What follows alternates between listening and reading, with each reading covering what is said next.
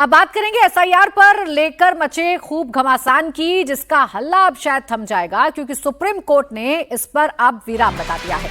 विपक्ष ने एसआईआर को कभी लोकतंत्र की हत्या बताया तो कभी वोट चोरी करने का तरीका करार दिया। एसआईआर के खिलाफ सड़क से लेकर संसद तक और फिर सुप्रीम कोर्ट तक लड़ाई पहुंची और अब एसआईआर को लेकर सुप्रीम कोर्ट ने अपना फाइनल फैसला सुना दिया है। चीफ जस्टिस की बेंच ने विशेष गहन पुनरीक्षण यानी एसआईआर की प्रक्रिया को वैध और संवैधानिक करार दिया है। सुप्रीम कोर्ट ने यह भी साफ कर दिया है कि एसआईआर कराना चुनाव आयोग का संवैधानिक अधिकार है। सुप्रीम कोर्ट ने यह भी कहा है कि वोटर लिस्ट को अपडेट करना चुनाव आयोग का वैधानिक कार्य है और उसे निष्पक्ष और शुद्ध करने के लिए चुनाव आयोग द्वारा कराया गया एसआईआर पूरी तरह से वैधानिक है और चुनाव आयोग ने किसी भी संवैधानिक अधिकार का उल्लंघन नहीं किया है।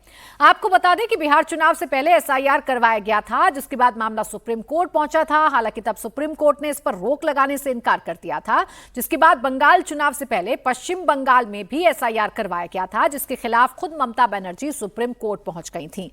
अब सुप्रीम कोर्ट ने अपना फाइनल वर्डिक्ट सुना दिया है। एसआईआर पूरी तरीके से वैध है। एसआईआर कराना सुप्रीम कोर्ट ने कहा है कि यह चुनाव आयोग का अधिकार है।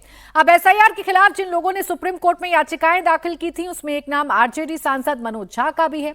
एसआईआर पर सुप्रीम कोर्ट का जब फाइनल फैसला आया तो मनोज झा का उस पर रिएक्शन भी आया। मनोज झा ने सुप्रीम कोर्ट के फैसले पर सवाल उठाते हुए पूछा कि बंगाल में जिन लोगों के वोटिंग के अधिकार का हनन हुआ उसका क्या होगा। साथ ही ये भी कहा कि सुप्रीम कोर्ट के आदेश पर मंथन के लिए विपक्षी पार्टियां एक साथ बैठेंगी, जिसमें आगे की रणनीति पर चर्चा की जाएगी। बंगाल में जो लाखों लोग येट टू बी क्लियर्ड, जिनके बारे में माननीय सर्वोच्च न्यायालय की ही एक न्यायाधीश ने कहा था इस बार नहीं तो अगली बार वोट दे। संविधान निर्माताओं ने कभी नहीं सोचा होगा कि इस तरह की टिप्पणी आया करेगी।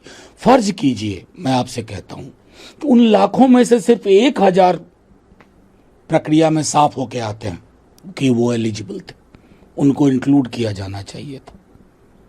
कौन उसकी भरपाई करेगा? ये कॉन्स्टिट्यूशनल राइट का वायलेशन का सब। एक बार विपक्ष की पास सारी पार्टियां बैठेंगी और उसके बाद देखेंगे कि क्या हम न्यायालय से कुछ अन्य पहलुओं पे अलग से निर्देश की गुंजाइश देखते हैं।